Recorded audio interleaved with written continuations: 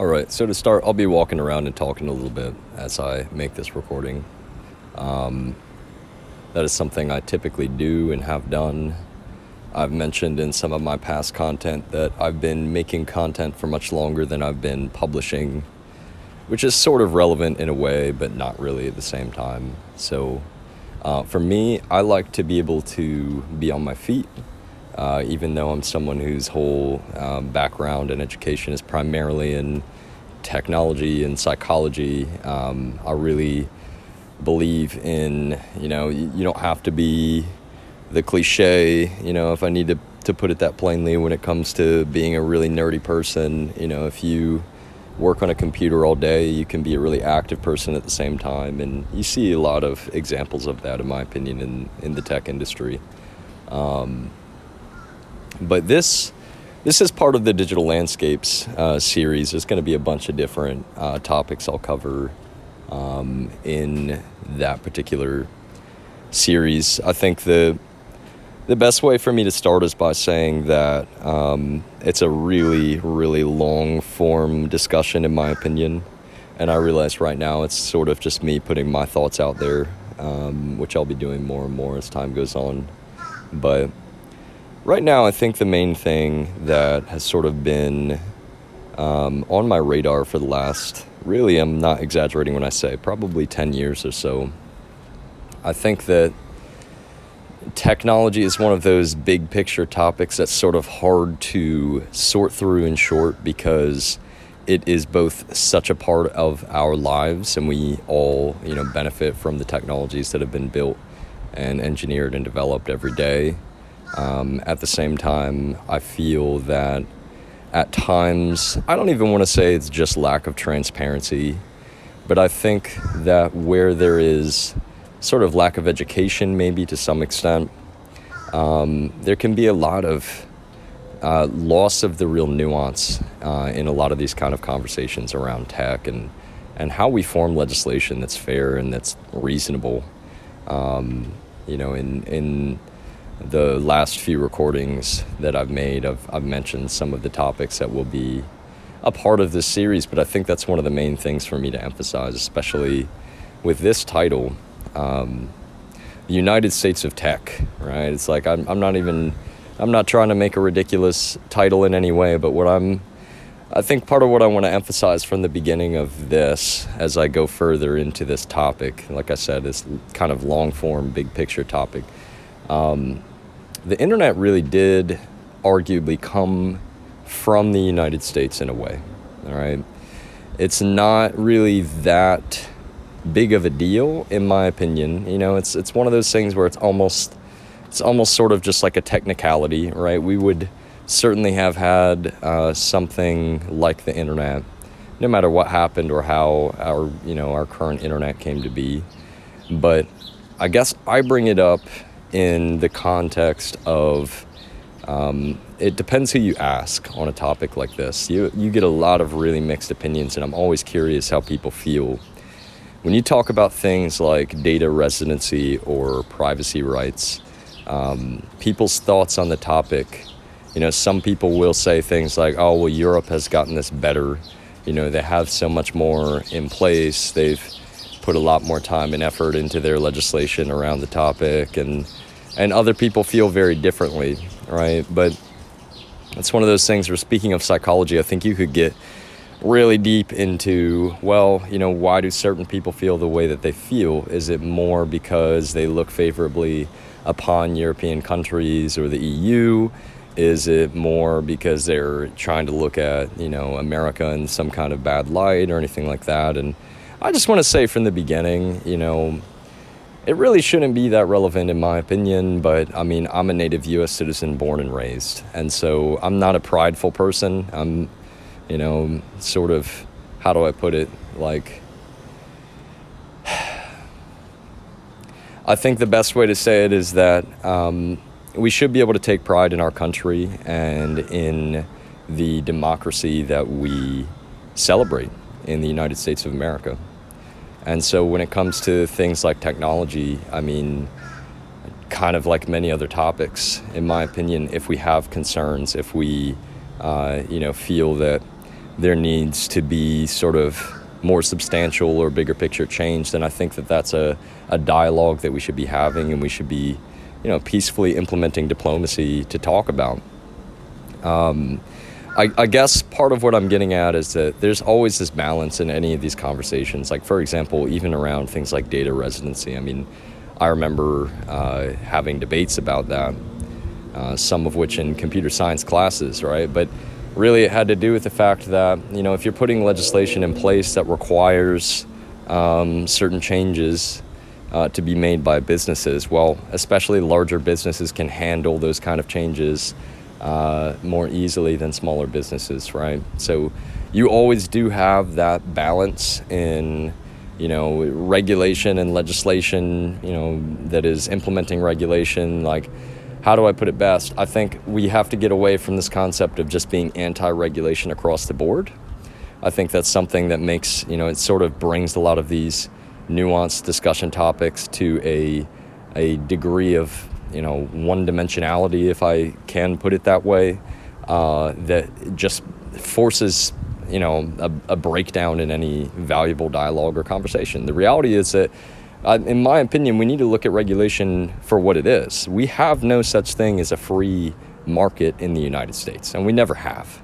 It's not to say that we don't want the closest thing possible to a free market, but part of what I'm saying is that there is no market that can really exist without a degree of regulation, all right? And so, there are a lot of big picture topics involved in this in a way. I mean, you talk about the stock market, you talk about crypto now being a part of that, you talk about all kinds of different facets with financial technologies, with medical technologies, that's kind of what's a little bit fascinating to me, if I'm being honest, across the board. Tech is one of those things now that it ties together so many of these massive industries, and it is sort of like this central commonality in a lot of ways. I think part of what I'm getting at in the bigger picture in getting into this topic is that when I see members of Congress, trying to ask questions towards individuals, and it doesn't really matter, for example, some of the most public examples that we see are CEOs, about different aspects of privacy, for example, and they're kind of trying to put CEOs on the spot for, what they're tracking, what they're saving, where it's being saved, those kind of questions at times. And I'll bring up specific references, as I'm, sitting, more with my workstation all set up and all that again. To be honest with you, I don't have anything against any of the CEOs that find themselves in that position answering those kind of questions. But this is what's always been brought to my attention, is that there's nothing wrong with these massive companies existing. Is that a controversial statement? Like, people can complain about monopolies, and to me, that's kind of a different type of discussion. That's not really what I'm getting into. I'm saying that there's nothing wrong with the fact that, companies are inherently about what? Profit. They're inherently about generating revenue. And because of that, I think it sort of adds this layer of nuance to the discussion when we're talking about things like privacy, because the reality is a lot of the free services that many of us benefit from, they could not exist without, a degree of the usage of personal data that occurs, right? But then, of course, there's a balance to that as well. And so I think it's more a matter of us deciding, and I say us, yes, I mean in the United States primarily in this context, but really across the planet in a way, what is actually fair when it comes to, who saves your data and for what purposes and for how long and all of that, right? And I think that is where, when people talk about, some of the differences in legislation when it comes to privacy and data rights between, European countries and the United States. That's one of the first things that anyone who is, a little bit educated about the topic will see. It's just that there is more down on paper, even in terms of being able to go delete your own data, or having the right to query, any data that a company has maintained about you. I think that is, in a way, you could argue it's progress, even if you're addressing the nuance of, it might hurt some smaller businesses to have to, meet and reconcile with some of those requirements. But really, I think that the whole thing is this discussion, in my opinion, it should not be the kind of thing where it's like a political battle between one side and another. In fact, I think it's one of the good examples where I'm shocked sometimes how much people accuse these tech companies of just being like leftist or liberal, when, to be honest with you, especially when it comes to privacy or data rights, this is not something that is a left or a right topic, and it really, what it again sort of brings to my attention personally is just that I would love to see that we have more folks really deciding to pick up the topic and try from the bottom of their heart to sort through the nuance, even just in leading thought and discussion on the topic. And so that's not necessarily my intent, right? I'm no influencer. I'm someone of no power or anything like that. And really, for me, it's more of I can offer my thoughts freely, and on many of these topics, whether or not people know it, I have just much more privately, and that's sort of relevant in a way to the bigger picture context for me. But it also doesn't really matter that much. I think that any given person in this day and age can decide if they want to have a YouTube channel or a podcast, or if they want to stream or things like that, then that's totally their right, and I think for me,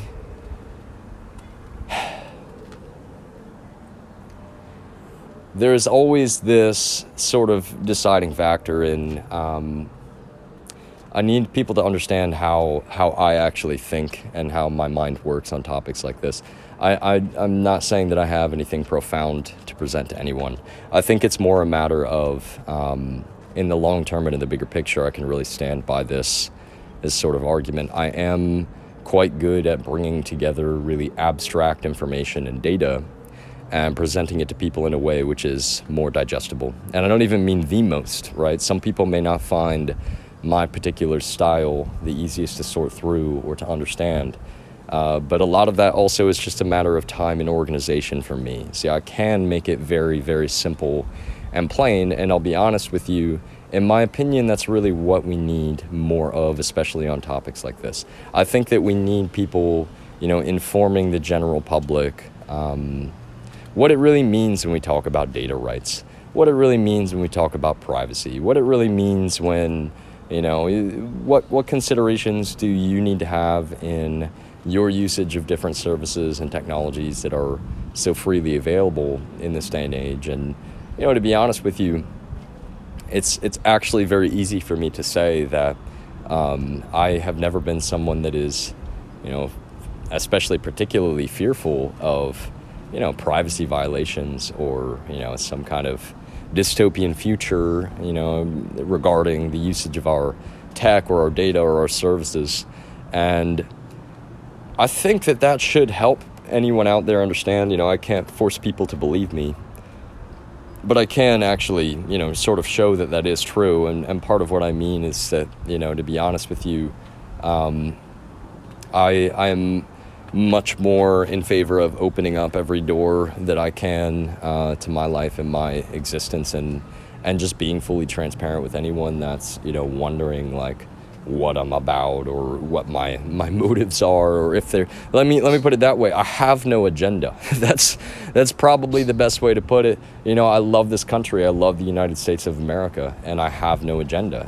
For me, it's not about a personal anything. It's not about feeling like, oh, well, the this group or that group, I couldn't speak as plainly on a lot of these topics as I do if I were actually courting some kind of agenda or trying to, how do I put it best, trying to comply with someone's narrative out there. I think that's what surprises me to some extent, is that when you see topics like net neutrality come along, how do we see such a stark divide in sort of partisan politics on an issue which is truly technical, and instead people are trying to make it a right or a left discussion.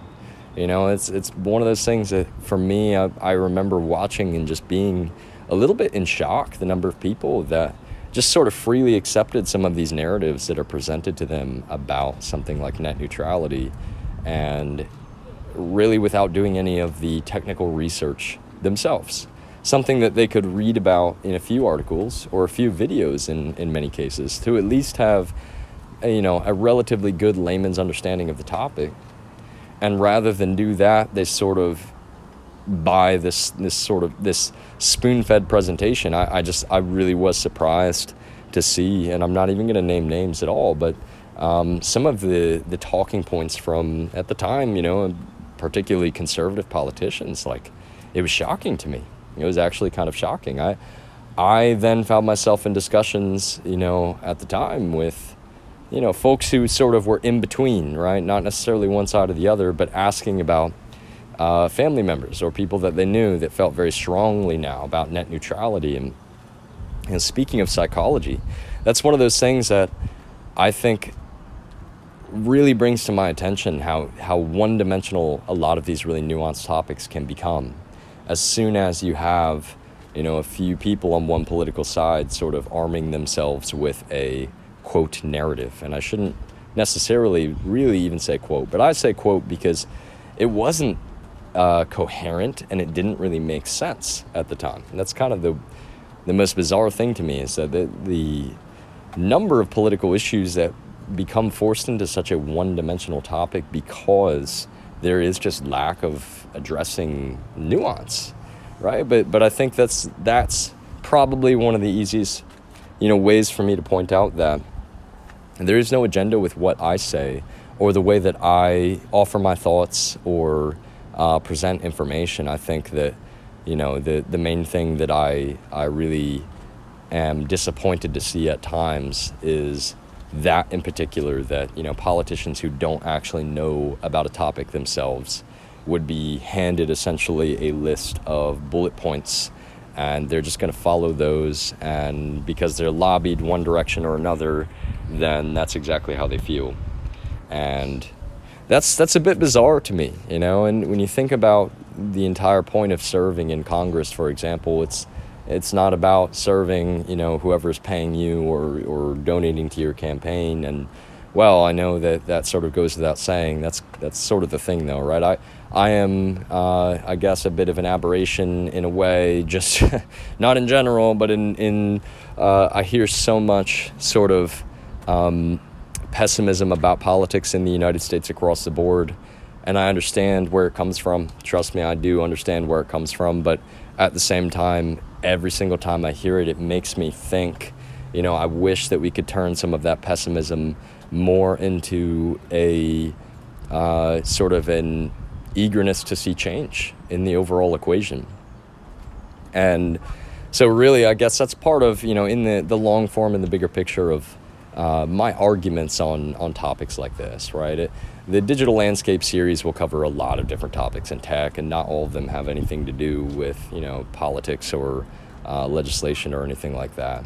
But I do think that, in particular, one of the main things I'm trying to bring up with the United States of Tech, the recordings that will be under this title, is that, the United States, we are irrefutably, and certainly we like to think of ourselves as, some of the most technical in the world, right? It's like, wow, that's like, what a dumb thing to say. Let me remind that I am very much against, generalities. There are areas where you could argue quite easily that we lag behind now in this day and age when it comes to technical education, when it comes to STEM, when it comes to teaching people to program and to work in certain languages with computers.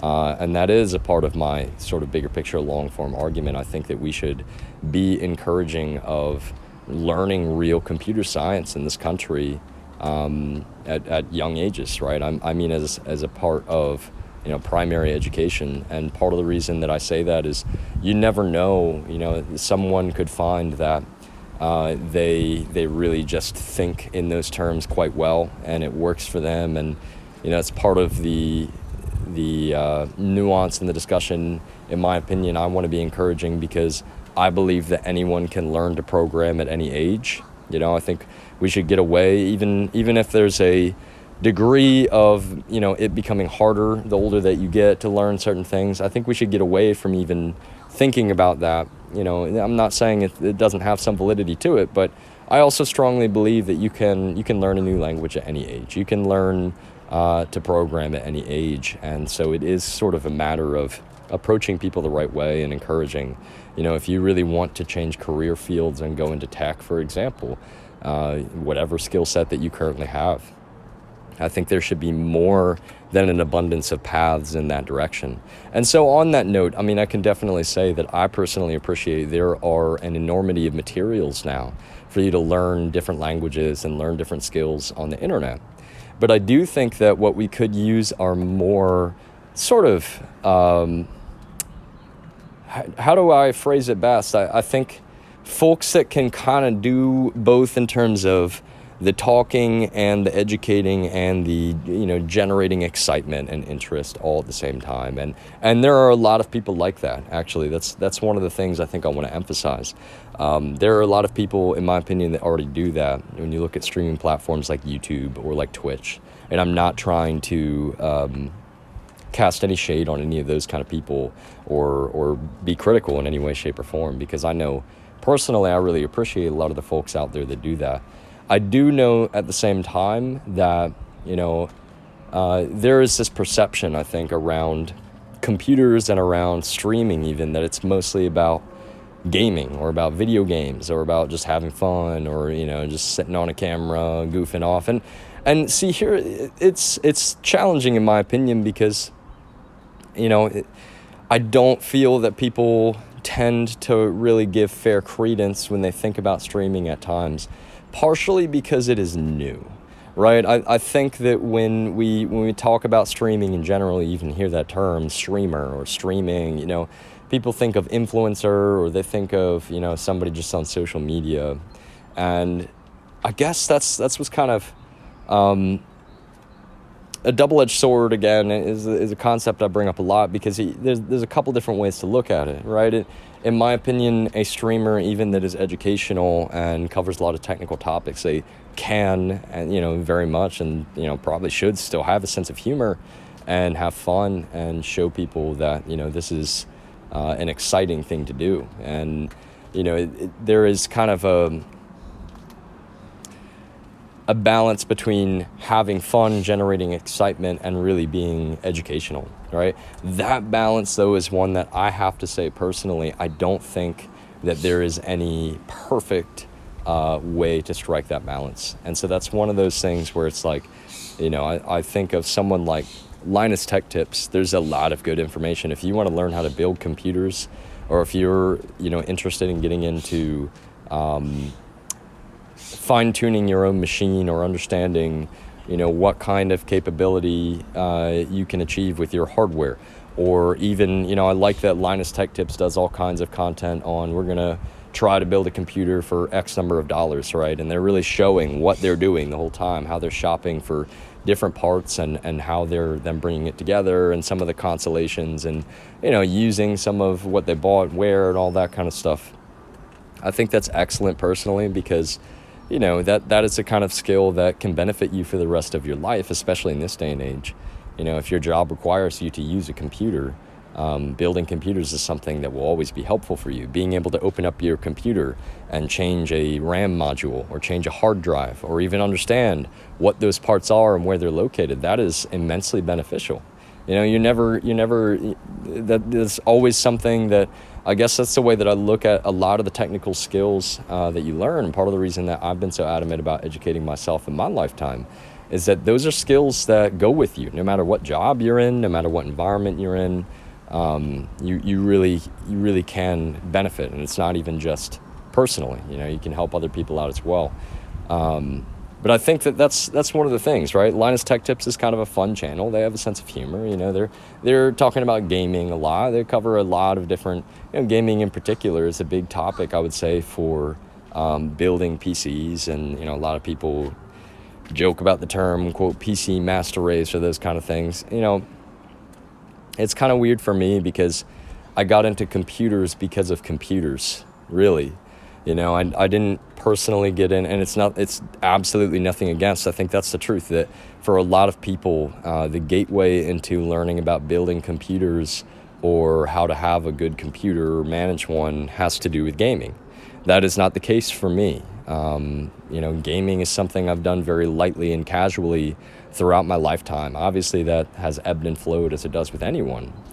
But I think that, it's a different conversation topic, one that I already have planned as part of Digital Landscapes. I want to talk about why gaming is such a nuanced thing, in my opinion, in the bigger picture, as I'm going through this Digital Landscape series. Because really, I think that we need to start thinking about games more as a shared digital experience rather than just that term game. As a very quick summary, I think that gaming, of course, has a role in a lot of people's lives, and one of the main things, as with many, is just that it really is not inherently good or bad, except, well, I don't want to, it doesn't really matter that much if I speak incorrectly. I guess I do want to say that inherently there are, arguably, depending on the game, let me put it this way. If you're going to sit and stare at a wall or game for 15 minutes, well, that's kind of a nuanced, interesting thing. Maybe that'll be a part of the discussion that I have. Is it benefiting you? And that's part of what I will get at, and it's sort of hypothesis, and I'm willing to do research and really look at other studies that have been done out there. It is arguably good for the brain to have those sort of mental exercises, right? There have been real studies done sort of showing that people who game do have a little bit more of a sort of, how do I put it best? Like, if you really play games, it depends on the game. You can argue about that for sure. That's a big part of that topic. But in terms of keeping someone mentally sharp, I'll be honest with you, I think video games, especially if they were presented the right way, that's one of the key things to mention. I think they could really benefit, a lot of people, whether they have mobility issues or disabilities or, lack of the ability to, for example, being in a hospital. If you are, it's actually good for your brain to be engaged and to do something that is active. And see, I'm a huge proponent of reading. Like, it feels like we're kind of losing that a little bit in our society. Like, I'm not saying that, personally, I've always enjoyed reading. It's more of just a matter of, time for me in terms of how much I read. But like, reading is a really good thing in and of itself. I think we should all be reading, on and off, here and there, where possible, like a book, a book or a Kindle, whatever. In my opinion, that part doesn't really matter that much. But in general, and speaking of psychology, reading is actually really good for our brains. And so it is something I think that, argue about whether or not you should do it every day. But if possible, actually, yes, I think reading should be a part of your daily regimen, if possible. However, that, gaming is kind of a different conversation. It's one I'll get into in a different, like I said, I've got a couple different videos planned on the topic. And part of the reason, I think, is that, in this conversation, privacy and legislation around tech, there is involvement with gaming, but see, in the bigger picture and in the long form argument, it more has to do with sort of the online culture right now. And that it gets a little bit more serious. You start talking about things like radicalization on the internet.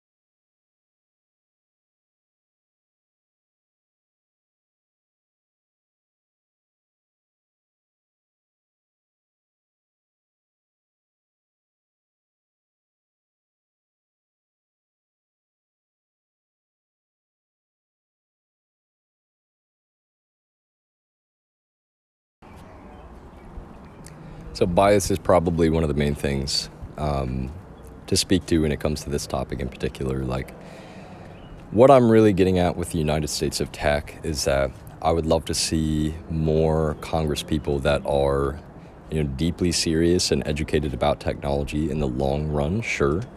But in the meantime and in between, I think part of my nuanced argument is that we can't expect politicians to be, computer scientists, and we can't expect folks to have this whole, massive background in technology that would be required at times to, to at least single-handedly form legislation that, is appropriate. And really, in general, I think that's how we have to think about things. Politicians are politicians. Many of them have different backgrounds. Some of them will be in, engineering or technical careers. But at the same time, I think what I'm advocating for is that we have more people out there that are consciously as unbiased as possible when it comes to presenting facts, data, evidence, and information to members of Congress and other politicians. And, really, that is sort of a nuanced thing in and of itself, especially in this day and age. How do you prove that you are not biased, or that it's not coming from a place of bias if you're presenting information? I have a lot of thoughts about that as well, if I'm being honest, and I am. There are an enormity of ways, in my opinion. I'm someone that will probably have a few companies someday, and that's not a grandiose anything. I think a lot of it has to do with the fact that it's been one of my sort of passions and interests in life that I want to help educate other people. And so constantly what I'm really sort of looking for in life are people who have similar interests to an extent, yes, but also even if they don't, that's what I love. The way that I look at things is you should seek diverse interests and diverse perspectives in your life. You want to be interacting with people that don't necessarily share your opinions or your exact mindset, because the best way for us to, understand in the bigger picture what we really believe and how we feel has to do with that diversity and welcoming, different mindsets and opinions. And so I love seeing folks in business or in the technical field that they really work that way. They don't necessarily have one subject matter expert, but they rely upon their people. They trust their people to convey information to them. And in my opinion, that's the way that we should expect politicians to work as well, right?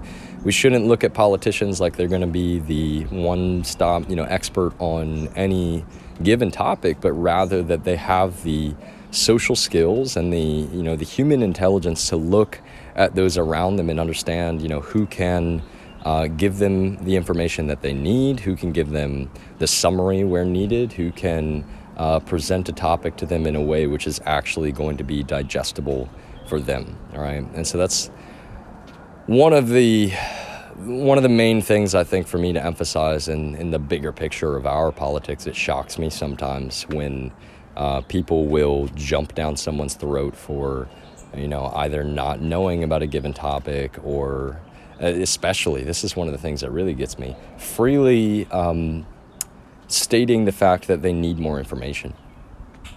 It kind of shocks me a little bit. I think we live in a day and age in a society where it's almost like a no-no. It's like a shameful thing to say that I need more information.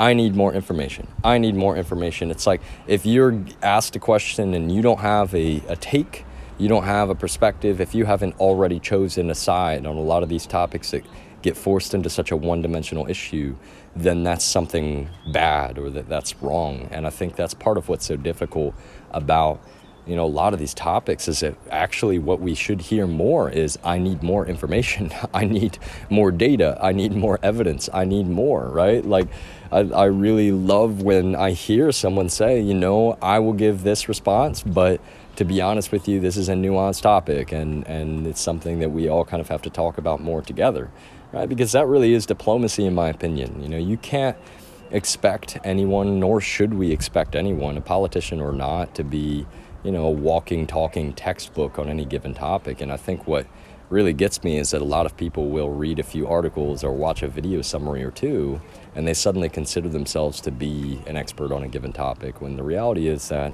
I'm not saying there is any, that's better than nothing. Let me put it that way. If you are even reading about it and watching videos on it, in some ways that's better than nothing. But at the same time, when it comes to some of the decisions that we need to make in terms of congressional legislation, saying I need more information, there's nothing wrong with that. And on top of that, it's actually part of the nuance, in my opinion, when I see interactions between CEOs and members of Congress, where CEOs are being put on the spot about, really particular questions regarding some of the specifics even of what their technology is capable of and how data is handled. I think that part of my, it's not so much concern about the fact that, CEOs are answering to Congress. I think it's more of, before I even get to saying whether CEOs respond well or not, which is not really what I'm addressing, what I'm saying is that it shouldn't be necessary. I'll be honest, a CEO for a Google or for an Apple or for Facebook really shouldn't be the ones expected to speak about a lot of the real nuance in the technical aspects of the management of data and of privacy rights. It's understandable that we sort of get to that point when we're talking about some of the early legislation in the bigger picture, but in my opinion, this is something that we should look more at. Like, okay, a company, especially a company as large as any of the ones that I just named, they have teams of people that's their job, right? Their job is to be educated about the legislation that's in place, whether it be in Europe, the United States, Canada, other major westernized nations, right? They are the ones that should be able to tangibly speak on those topics in a way that members of Congress can understand.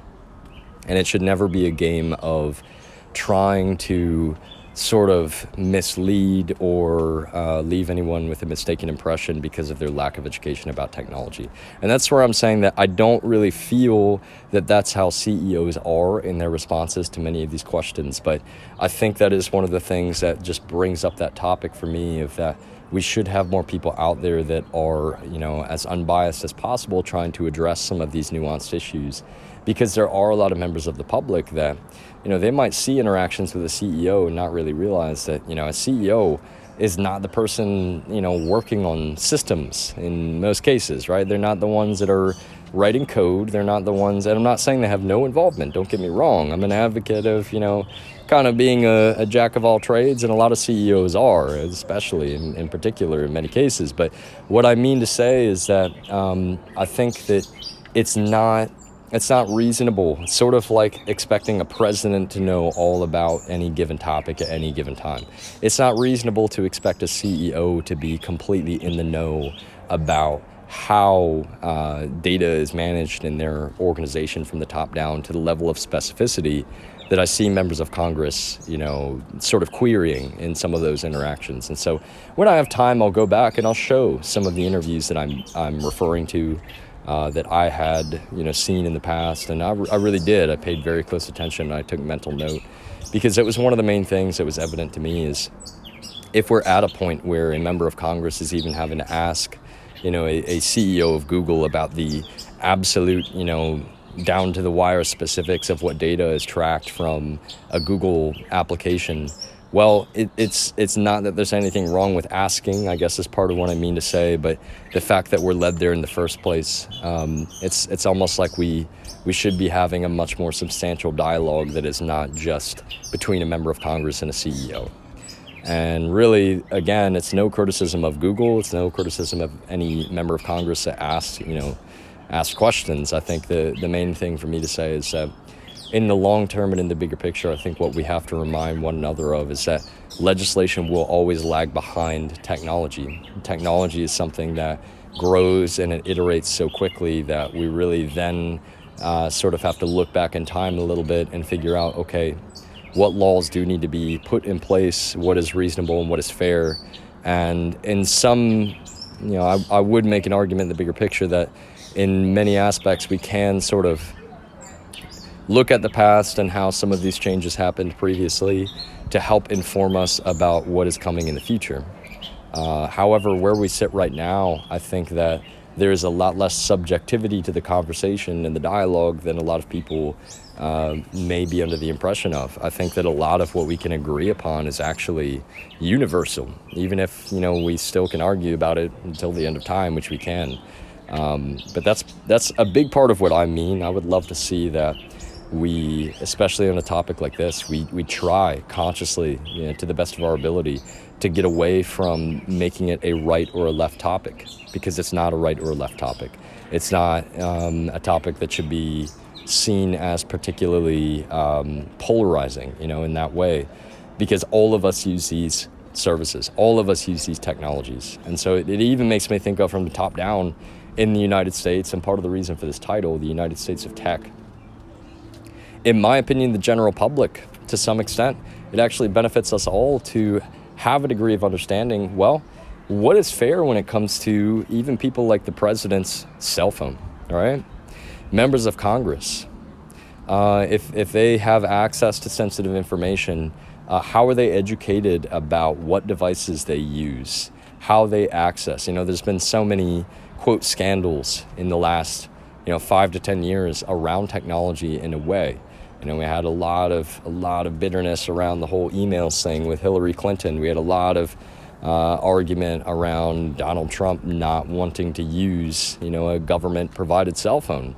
In both instances, for example, they're kind of different, but kind of not at the same time. What do they really have to do with? Well, secrets, right?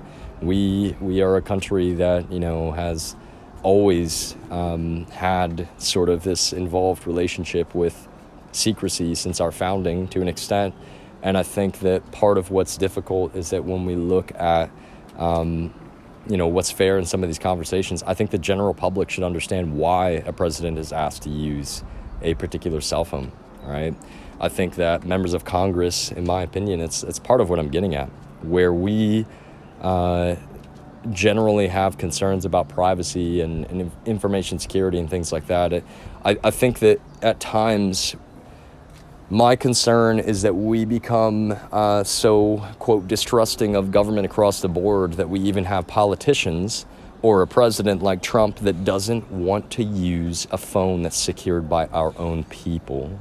That's part of what I'm really pointing out in the longer argument here and in the bigger picture. I think the general public should have a substantial understanding of why we would ask the president, the most powerful member of our government, arguably, to use a phone that is actually logged and tracked and traced.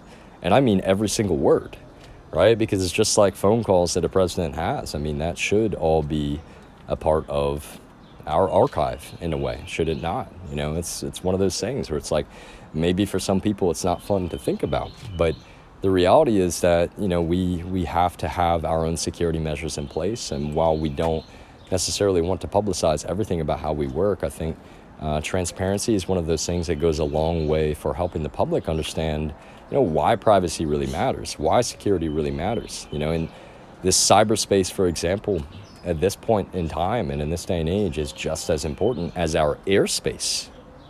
It's something that cannot be emphasized enough, right? We trust the Air Force to keep the United States safe from the top down, and I think rightfully so.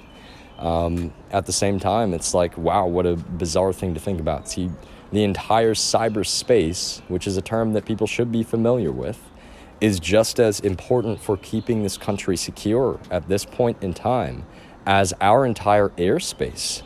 Because if you think about it, more and more and more, we have so much that is, directly vulnerable when it comes to our cyberspace. We've seen things like pipeline attacks in the United States. We've seen, obviously, loss of customer data in different incidents. We've seen different types of corporate breaches and things of the like. And I think that it is one of those big picture nuanced topics where it is not about seeding fear in any way, shape, or form, but more around informing people that, for a president to not want to use a cell phone provided by our own people is kind of like a president wanting to, hire a private set of mercenaries to fly their jet around, right? Instead of our own government or our own Air Force, right? It's actually kind of bizarre, and again, it's not even that I'm particularly trying to cast shade on Donald Trump in that way. A lot of people would complain and say, I mean, what was that about? Why did he not want to use a government cell phone? But, at the same time, I think that really it is more of just a matter of, in my personal opinion, it's one of those things that any politician at this point, especially in Congress, should be, in the loop and a part of the dialogue. And part of what I mean is that if you're a member of Congress, what are our expectations of you, especially if you do have access to sensitive information? Who could be expected to vet your private communications if you do have access to sensitive information, and what is fair in that regard, right? Because all it takes is someone, taking screenshots, sending a document, making recordings on, their personal devices to try to essentially keep our own government from being aware of, data that they've shared or that they've sent.